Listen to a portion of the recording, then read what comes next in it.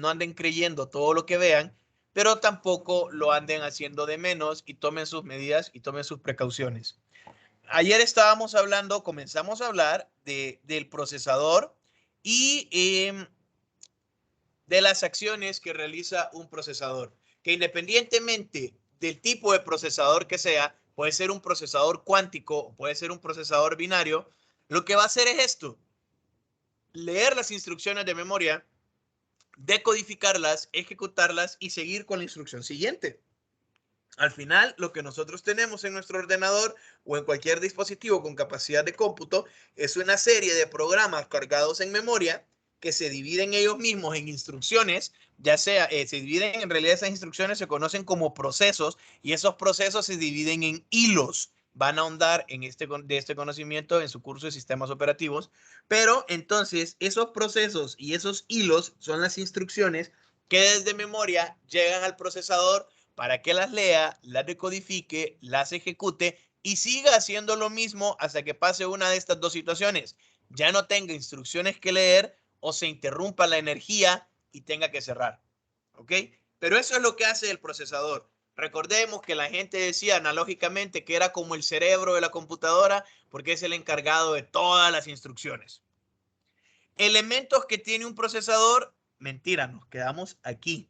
Y yo les mencionaba que la arquitectura era algo recursivo, que un elemento con capacidad de cómputo tiene procesador, tiene memoria, tiene interfaces de entrada y salida y tiene buses, ¿ok? Eso es lo que tiene cualquier elemento con capacidad de cómputo, que es la arquitectura de von Neumann. Cuando vimos las eras de la computación y la clase de la semana pasada, hablamos un poquito de von Neumann. Pues bueno, resulta que el procesador respeta esta arquitectura.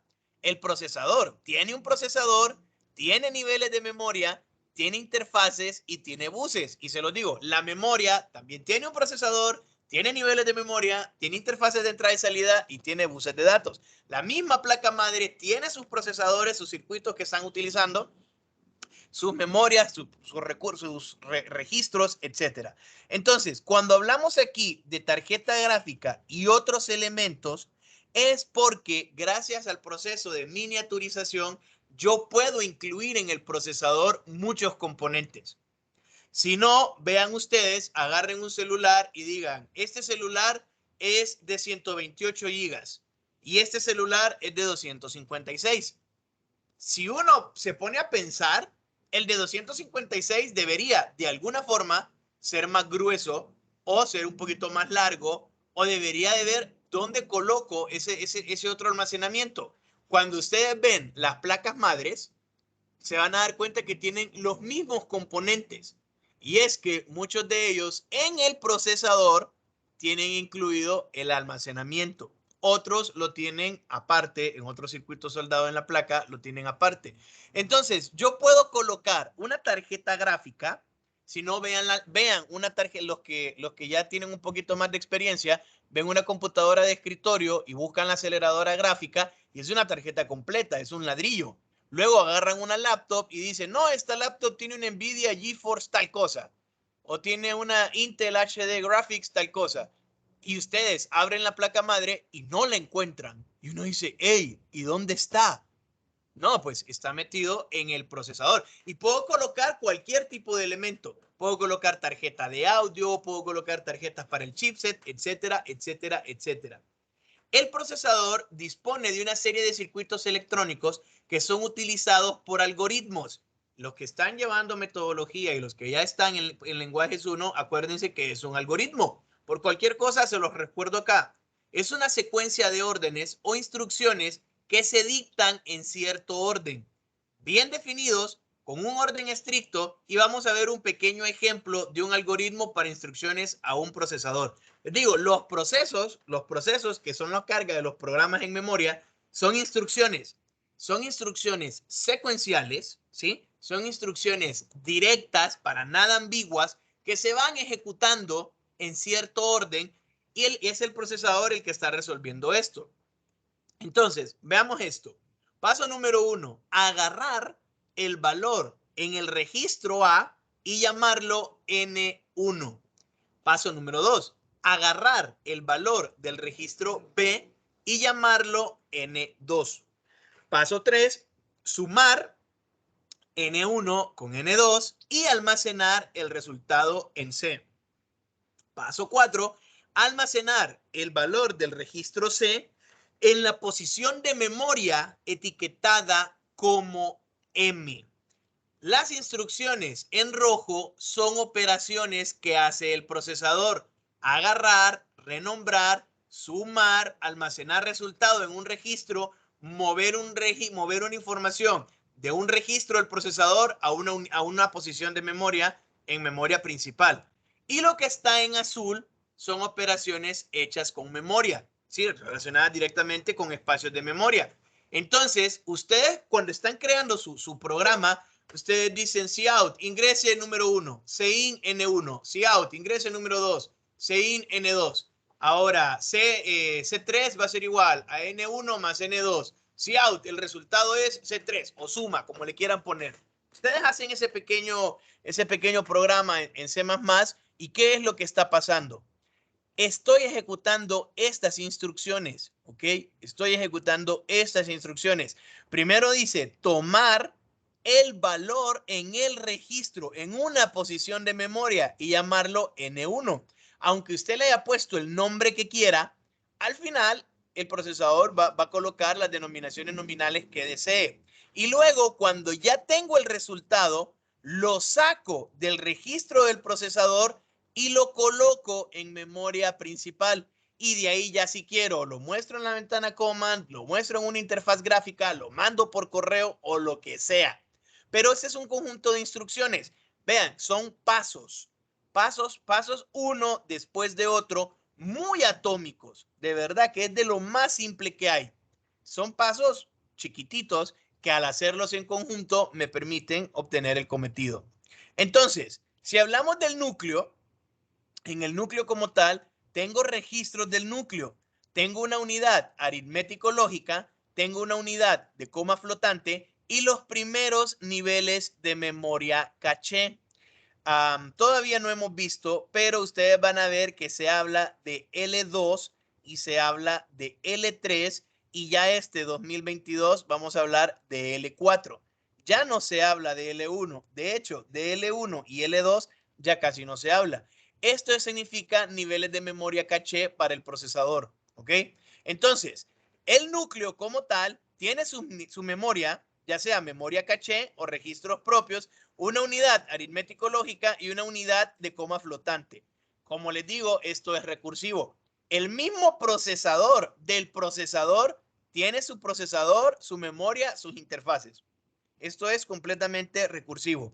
Los niveles de caché que me permiten comunicar los núcleos con los demás elementos y registros externos que no están dentro del núcleo y otros elementos, como puede ser una controladora de memoria, una tarjeta gráfica, un controlador de puertos PCI Express, un controlador de buses seriales universales.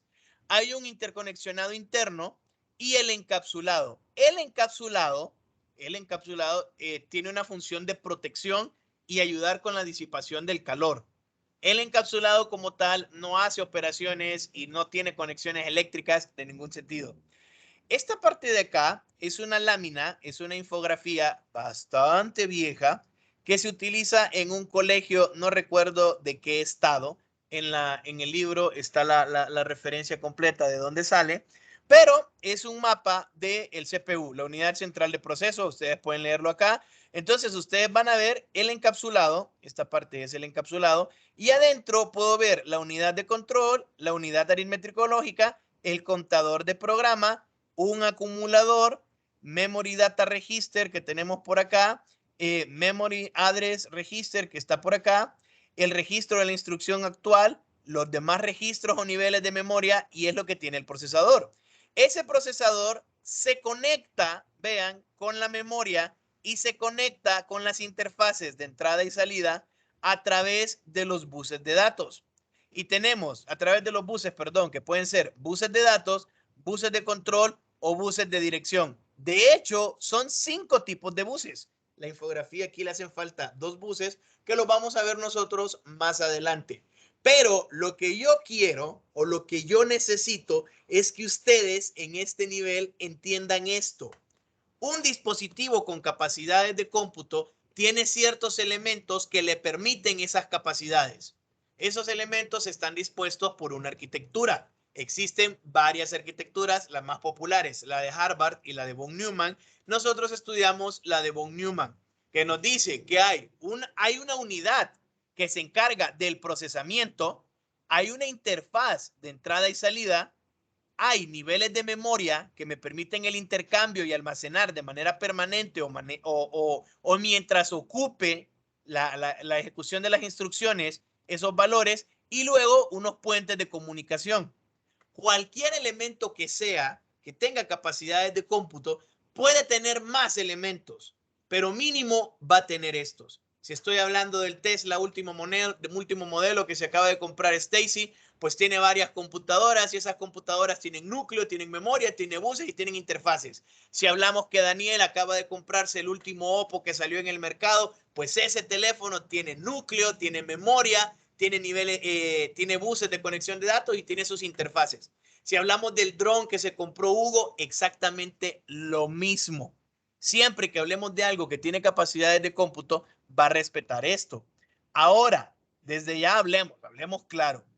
Las computadoras cuánticas tienen un procesador cuántico y dependiendo de la arquitectura que estén siguiendo, pueden que tengan otro procesador normal o no. De hecho, que yo sepa, y si me equivoco, me corrigen, siempre tienen el procesador cuántico y un procesador a la par binario. Y tienen los demás elementos, las interfaces de entrada y salida, los buses y la memoria. Es algo que no voy a cambiar. Y el procesador cuántico hace exactamente lo mismo. Toma las instrucciones, las ejecuta y luego sigue con el siguiente grupo de instrucciones. Algunos autores sugieren que en el futuro cercano va a desaparecer la tarjeta madre, ya que se puede integrar todo dentro del procesador en un solo chip, lo que va a beneficiar más que todo a las computadoras portátiles y a las empresas. Ya esta gente está hablando que puedo meter de un solo en el circuito del procesador la memoria, el almacenamiento, y como todo está dentro del procesador, siempre van a estar conectados por buses de datos.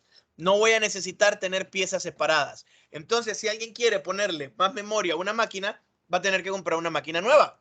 Si alguien quiere ponerle más almacenamiento, va a tener que comprar más almacenamiento, porque al final voy a tener todo en un solo chip, que ese chip me va a servir para todo, y es lo que sugieren algunos autores, y se ha empezado a ver este tipo de cosas. Si hablamos de la parte externa del procesador, los autores en la teoría les dicen, hay un disipador de calor, un fan cooler y hay un encapsulado. A mí no me gusta incluir el fan cooler acá. Yo lo dejaría con encapsulado y disipador de calor.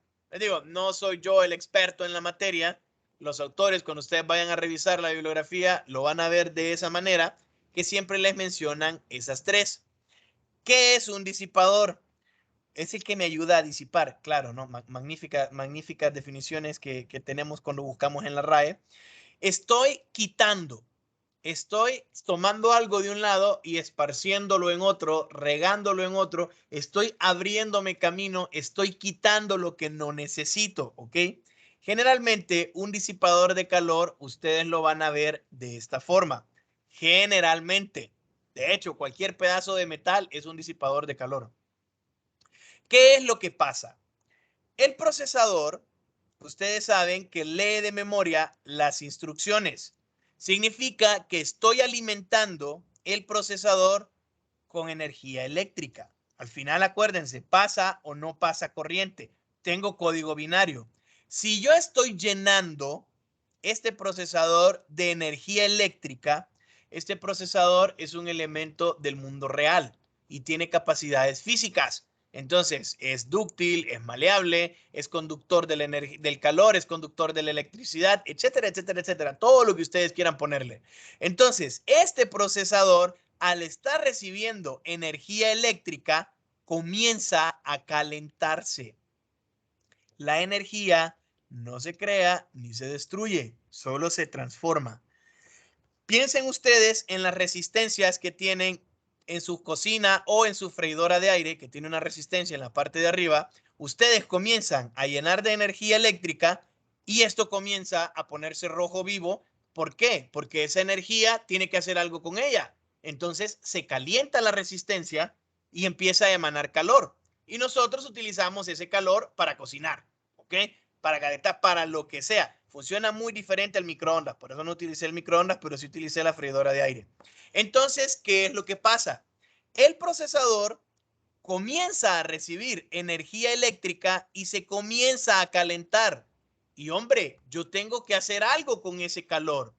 De nuevo, haciendo referencia a las películas de Marvel, cualquiera decía, ¿por qué Thanos no duplicaba los recursos?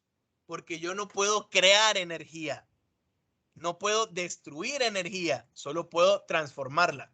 Entonces Thanos, con todo el poder de las gemas del infinito, no puede duplicar los recursos del universo, ni puede hacer más grande el universo, porque eso implicaría crear energía. Lo que sí puede hacer es convertirlos en polvo. Entonces, por eso quitó la mitad de los seres vivientes. Entonces acá nosotros tenemos que ver qué hacemos con ese calor.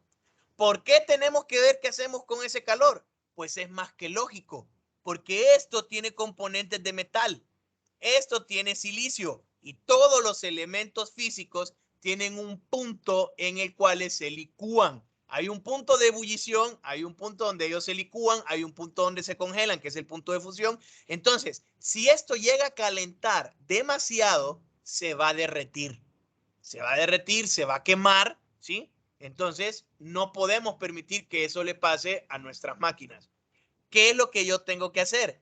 Quitar ese calor. ¿Cómo se lo voy a quitar? Pues gracias a un disipador de calor.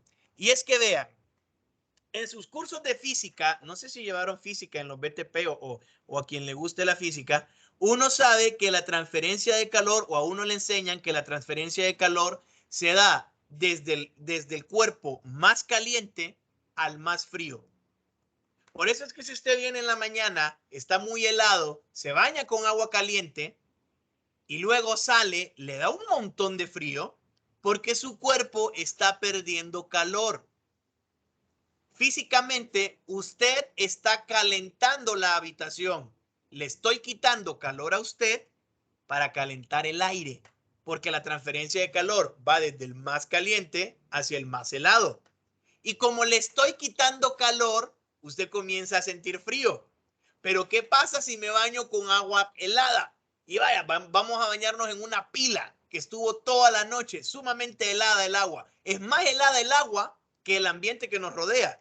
Entonces, cuando yo me baño con agua helada y me termino de bañar, no siento frío. Es más, puede que hasta me empiece a cambiar y empiece a sudar porque estoy sintiendo calor.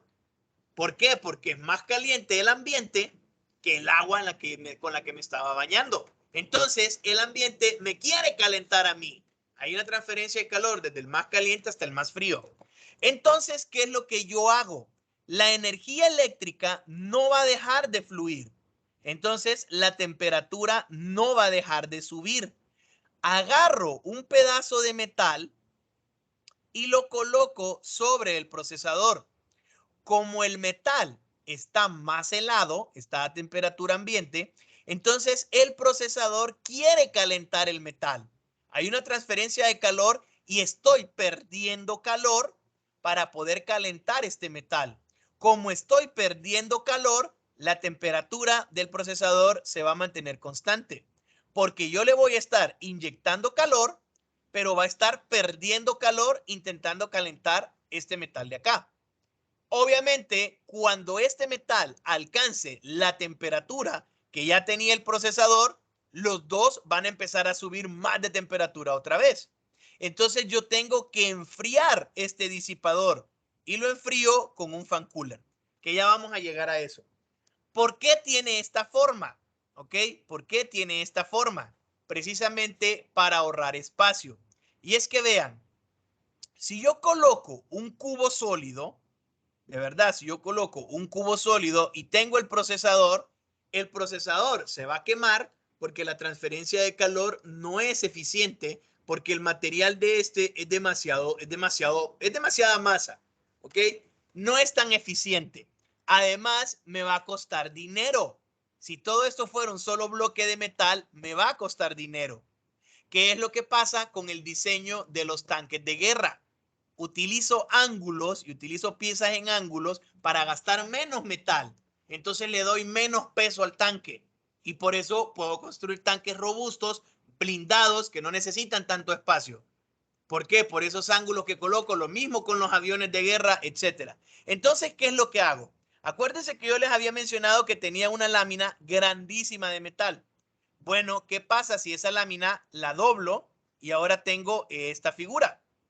Es la misma cantidad de metal, solo que ahora la he doblado. Y si levanto esta parte de acá, es exactamente la misma lámina de metal, pero ahora está hueca. Entonces, lo que yo hago es que pongo láminas delgadas para ahorrar material y para que la transferencia de calor sea más rápida, porque tengo que calentar menos masa. Y tiene estos espacios que permiten la ventilación. Por eso, cuando coloco un fan cooler, las aspas están dadas para tomar aire del ambiente e introducirlo a través de estas ranuras. Entonces, ¿qué es lo que pasa? De nuevo, transferencia de calor. Simple y sencillamente estoy haciendo que pase aire a temperatura ambiente por un montón de láminas calientes que lo que van a hacer entonces es intentar calentar las moléculas del aire. El aire va a ser aire caliente y le voy a quitar calor al disipador. El disipador le quita el calor al procesador y el aire le quita el calor al disipador. Pongan su mano en la parte de atrás, en las rendijas, en los canales de respiración de los aparatos electrónicos y el aire sale caliente. Sale caliente porque los componentes electrónicos al agarrar energía eléctrica se calientan y utilizan ese aire para poder enfriarse y no quemarse y no interrumpir su funcionamiento. Por eso es que les dicen no coloque los aparatos eléctricos cuya rendija de ventilación está en la parte posterior pegados a la pared. Siempre deje un espacio de unos 10 centímetros, de unas 4 o 5 pulgadas para que haya ventilación.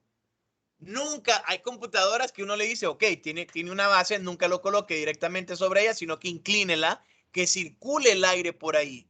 Nunca obstruya las salidas de aire o los respiraderos de los aparatos electrónicos, porque si el aire no circula, en determinado momento, el mismo aire que tiene la computadora o que tiene el dispositivo adentro va a estar lo suficientemente caliente como no solo para fregar el procesador, sino que para comenzar a dañar otros componentes. Y también piensen en eso. Hay una ventiladora que lo que hace es que si ustedes encienden la ventiladora, no van a sentir que les da aire a ustedes, porque empuja el aire hacia abajo. Pero hay otra ventiladora que saca el aire, que sí está diciendo, yo me saco el aire por acá caliente y ustedes sigan metiendo aire helado por otro lado. Y eso es lo que hace el fan cooler con el disipador. ¿Por qué no me gusta incluir el fan cooler si es tan importante? Porque hay muchas maneras de enfriar un procesador, no solo enfriarlo por aire. Y no solo el procesador tiene que enfriarse. Cualquier dispositivo que yo le estoy transmitiendo energía se va a calentar y tengo que ver cómo disipar ese calor. En cuanto al encapsulado, el encapsulado es el case, es la parte de afuera del procesador que lo protege y me permite una conexión. En un momento yo les dije, el encapsulado no tiene una función más que proteger y ser el puente donde están para conectar mi placa madre mi placa madre, voy a decir de un solo el concepto, con el procesador. A través de los años se han ido probando varios tipos de encapsulado. El primer encapsulado se llama DIP, que es de este tipo. Uno tenía el procesador, tenía el circuito, es un circuito eléctrico, y ven que hay varias patitas. O sea, si yo lo veo de lado, lo veo de costado, son varias patitas. Cuando estábamos viendo códigos binarios y sistemas de numeración, yo les puse un circuito de estos. Bueno, aquí tiene el emisor, aquí tiene la base, el polo a tierra, que aquí lo que nosotros tenemos son compuertas lógicas. ¿Se acuerdan de esto? Cada uno de estos pines, lo que nosotros tenemos son compuertas lógicas. Eso es lo que al final me forma a mí un procesador, una serie de transistores, una serie de circuitos, y es lo que yo tengo acá. El circuito, perdón, es un conjunto de transistores que no son más que puertas lógicas. Entonces, para colocar estos pines a los buses de datos de la placa madre, yo utilizo estas patitas. La verdad es que funciona. El problema es que a medida ha aumentado la tecnología, la cantidad de pines se ha elevado bastante. Entonces, un procesador tiene esta cantidad de pines. Si yo quisiera colocarlos en 2 líneas a los costados, me saldría un circuito de 30, 40 centímetros, 50 centímetros o más. Entonces, no es eficiente. Lo que nos llevó al encapsulado PGA, que es este encapsulado aquí, o Pin Grid Array, o arreglo de pines en matriz, ¿qué es lo que tengo yo aquí dispuestos? ¿Qué es lo que yo hago con estos pines? Bueno, yo coloco esto en el zócalo del procesador, en el zócalo de la tarjeta madre, para conectar el procesador a los buses de control, de datos y de dirección, más los 2 buses que les mencionaré después, a la tarjeta madre. ¿Cuál es el principal problema que han tenido este tipo de arreglos? Que el ser humano es lo más desastroso que vamos a encontrar. Y aunque tenga una manera de conectarse, la gente siempre le dobla los pines y los quiebra. Si no, vean ustedes cuando van a alquilar un data, los pines del cable del puerto siempre están quebrados. Porque aunque tenga forma, de verdad, aunque tenga forma, aunque no se pueda conectar al revés, siempre hay una persona tonta que quiere meter las cosas a la fuerza. Tiene un lado, nada debería de ser a la fuerza, todo debería de fluir, lo más un poquito de presión, no mucho, son componentes delicados, pero siempre hay un animal que lo quiere poner al revés, lo empuja, lo dobla, ups, y doblar uno de estos pines, quebrar uno de estos pines, se echó al procesador. De verdad, no lo vamos a reparar, no es tan fácil de reparar, no es que no se pueda, es que no es tan fácil. Entonces, por eso migramos del PGA al LGA. Decimos, ok, la persona es demasiado tonta como para meter los pines en los agujeros, entonces vamos a dejar una serie de contactos y que el socket tenga los pines. No va a haber excusa entonces de que queriendo conectar esto al revés, lo vaya a dañar. Pero, oh sorpresa, nunca subestimemos la estupidez humana. Aún así, los doblan. No sé cómo, de hecho yo tengo una placa madre, lo tengo en la universidad, voy a ver si le saco foto y se la subo. Yo tengo una placa madre que es LGA y tiene varios pines doblados. Si ustedes se fijan, tiene un símbolo para indicar en qué lado va. Vean que aquí a esta esquina le han cortado un pedazo, ¿ven? De ahí todas las esquinas están completas sus ángulos, aquí le han cortado. Tiene una punta para indicar dónde se conecta y encima tiene muescas. No la puedo conectar al revés. Tiene un solo lado para conectarse.